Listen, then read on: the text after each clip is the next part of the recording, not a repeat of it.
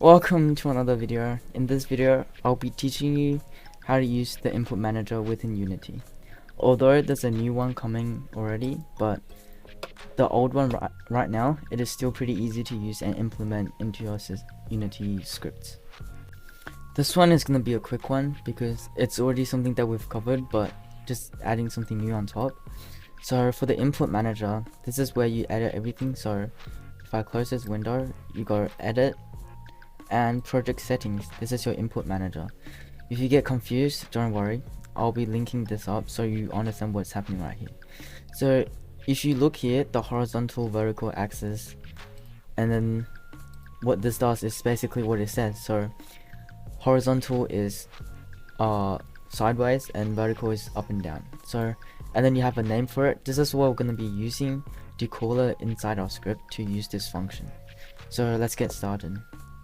So for the input system, it's going to be the same as what we did in our other video. I'll be putting a card on the top right of this video. So what we do is we put in the update class a if statement. So if input dot get button down horizontal.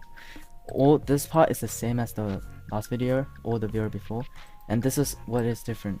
You need to use get button to be able to use the axis in the input manager, and what we're doing is just simply destroying the game object. Saving this and going back to Unity, we'll run it and we'll press left and right or A and D. So this is blocking it, and it gets destroyed when I press A and D or left and right.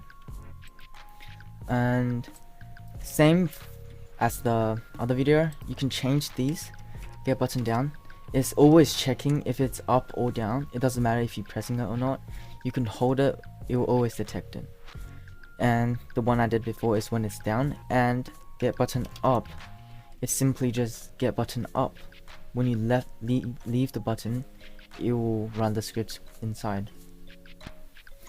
And so if you go back to Unity and look at the input manager and close this axis, there are many more axes within here, like mouse X, mouse Y, that you can use. This is getting the mouse position X, and fire 1 is basically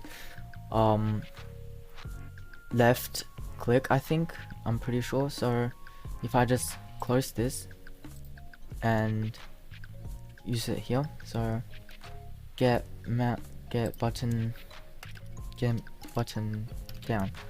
So in this, I'll put fire 1. This is the one that get used quite often, so fire 1. And when I save this and go back to Unity, hopefully it will destroy the game object when I click my left button once. So move this away and click, and the cube gets destroyed. So you can use this input manager to do some very cool things. It's easy to use, first of all, and there are many more you can figure out yourself. So that's gonna be it for this video, but if you want to try out the new input system, you can go to Windows and Package Manager, and you will select Unity Registry up here and scroll down to Input System and click on Install. You can fiddle around this yourself first and see what you can create with this. But that's gonna be all. I know it's a short one, but I hope you enjoyed, and see you next time.